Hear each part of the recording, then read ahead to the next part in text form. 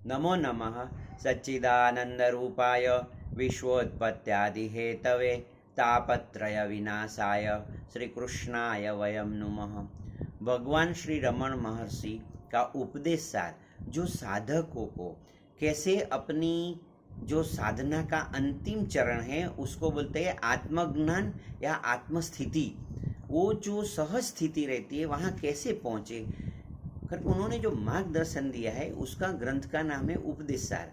और हम रोज ऐसे नियमित रूप से एक श्लोक और एक श्लोक लेके समझते हैं।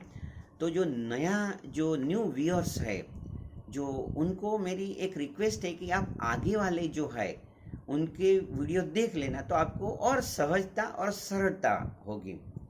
तो शुरू करते उपदेश सार। कर्तुराज्ञया प्राप्यते फलम कर्म किं परम कर्म तज्जडम् ज्ञानवर्जिता अज्ञानहीन चेत् ज्ञानमस्ति किं ज्ञातुमन्तरम्। भगवान रमण महर्षि ने जो बताया वो ऐसे लोगों को ऐसे मालूम है कि उन्होंने मैं कौन हूँ वही चिंतन करो। मगर भगवान तो क्या है, वो तो आत्मज्ञानी थे, वो परम जैसे अवधूत स्थिति में थे। तो जिसने जो पूछा वो बता दिया, पूछने वाले के ऊपर आधार होता है।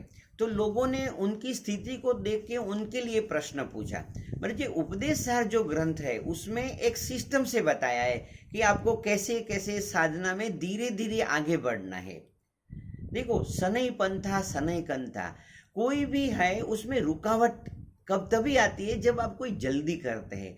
तो धीरे धीरे, ऐसे मत समझो कि आपको आज ही आज आत्म साक्षात्कार हो जाए। हो सकता है, because liberation is here and now.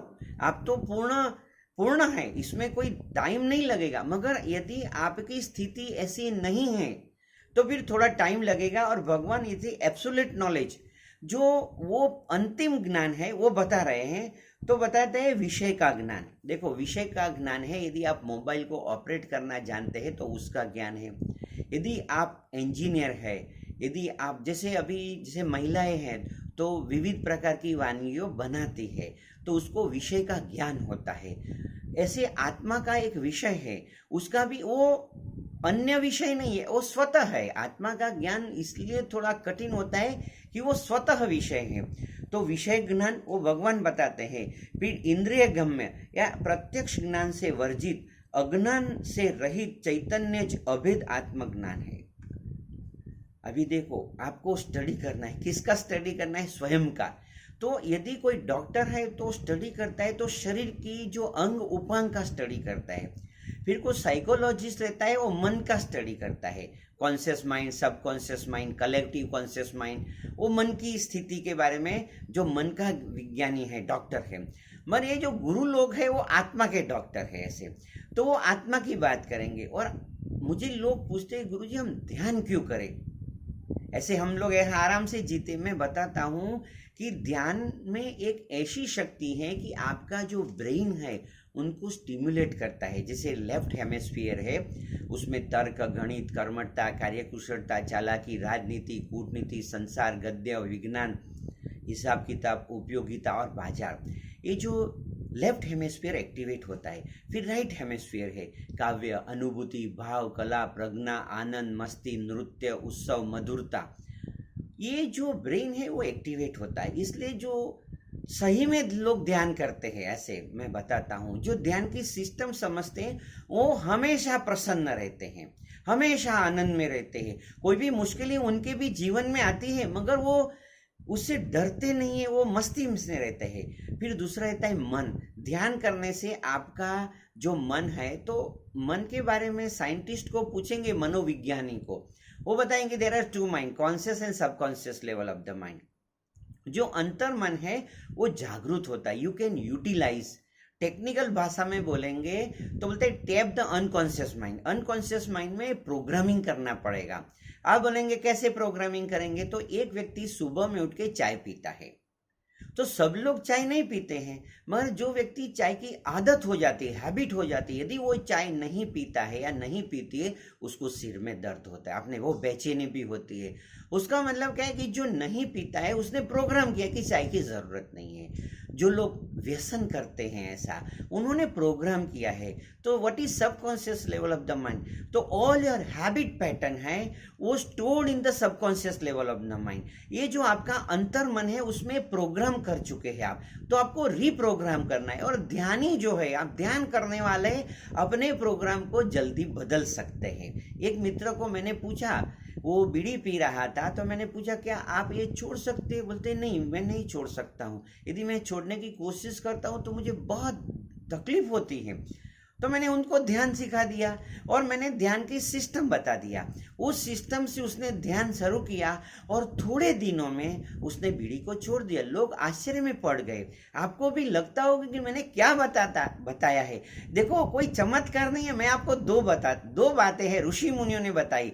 स्वरेण संध्योद्योगम स्वरम भावे तो परम, स्वरेण ही भावे न भावो न भविष्यते। पहले एक मंत्र ले लो, तो मैंने उनको बताया गहरा श्वास लो, फिर मंत्र बोलना शुरू करो, ओम नमः ओम नमः ओम नमः ओम गुरु ओम गुरु। ऐसे एक मंत्र, कोई भी मंत्र ले लो और फिर बोलना बता। और तीसरा मेरे साथ बोलिए, वितर्क बाधने प्रतिपक्ष भावनम, उसको सविचार समाधि बोलते हैं। मैंने बोला बॉडी रिलैक्स कर दो। When your body is relax your brain goes to alpha level. Alpha level is such a level of the brain that you can make new program. और री इंजीनियरिंग होता है। आप अंदर जाके कोई नया काम करना है ना, तो वो अल्फा लेवल जरूरी है। इसलिए रिलैक्सेशन करके मैंने उनको बताया और एक ही सूत्र बताया कि मुझे सिगरेट पीना, बीड़ी पीना अच्छा नहीं लगता है। आपको आश्चर्य रहेगा। आपका कोई भी प्रश्न है उसका प्रतिपक्ष में आ जाओ। यदि नींद नहीं आती है तो सोचो, मुझे गहरी नींद आती है। बहुत से लोग मुझे मिले तो उनको जब नींद नहीं आती तो नींद आने लगी। फिर जिसका जो हैबिट पैटर्न था, एक आदमी मुझे मिला, बोलता है गुरुजी मैं शीघ्र कॉपी हूँ। मैंने बोला शीघ्र कॉपी क्या होता है? बोलते हैं मैं बात में गुस्से हो जाता हूँ ऐसा। बोला कोई बात नहीं, प्रोग्राम कर डालो। उन्होंने ध्यान शुरू किया, मैं हमेशा शांत रहता हूँ, मैं हमेशा शांत रहता हूँ। घर वालों ने मुझे बुलाया कि गुरुजी आपने कौन सी दवा खिला दिया, अभी ये आदमी शांत रहता है। उसका मतलब है, एक बात को समझ लीजिए कि दो बातें हैं, शब्द और विचार। ये जो है वो प्रथम स्टेप है, वो वेदों का रहस्य है। तो ऐसा भी जो भगवान ने जो बताया उसकी बात करते हैं। तो वो बताते हैं कि विषय ज्ञान, फिर इंद्रिय ब्रह्म ज्ञान, ये मैंने जो बताया वो देह ज्ञान है, वो संसार का ज्ञान है। आत्मज्ञान तो सिंपल है, आता मी पूर्ण झाली आहे, आता मी पूर्ण झालो आहे, पूर्णता का चिंतन करो। वो कीट भ्रमर न्याय आता है, वेदांत में कीट भ्रमर न्याय है। यदि वो जो कीड़ा रहता है वो भ्रमरी का चिंतन करते करते भ्रमरी हो जाता है। यदि आप आत्मचिंतन करेंगे, मैं कौन हूँ, मैं कौन हूँ, तो को हम कुतः आयात, मैं कौन हूँ, को हम कुतः आयात। यदि आप स्वरूप का चिंतन करेंगे तो स्वरूप की प्राप्ति हो जाएगी। भगवान जो है रमण महर्षि, वो ऐसे नहीं कि सिर्फ ज्ञान की बातें करते, वो तो चाहते हैं कि आपके संसार में भी सुख हो जाए। कामदम मोक्षदम चैव, आपकी कामना की पूर्ति हो जाए, पर वो समझना कठिन है। तो देखो, भगवान बताते हैं विषय ज्ञान, इंद्रिय गम्य, प्रत्यक्ष ज्ञान से वर्जित, अज्ञान से रहित चैतन्य जो अभेदात्मक ज्ञान है, अभेद है। देखो, यदि आपको मोबाइल का ज्ञान चाहिए, कोई रसोई बनाने का है, तो आपसे अन्य का ज्ञान है। गाड़ी चलाने का ज्ञान है, अन्य है। मरे आत्मा का ज्ञान है, वो स्वयं का ज्ञान है।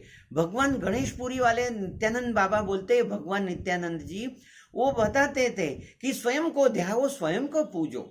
जब मैं आपको बोलूंगा आप स्वयं की पूजा करो तो आपको आश्चर्य लगेगा, मगर जब आप श्लोक बोलते हैं, चिदानंद रूपम शिवो अहम शिव, उसी टाइम आपको नहीं लगता है कि मैं शिव हूँ।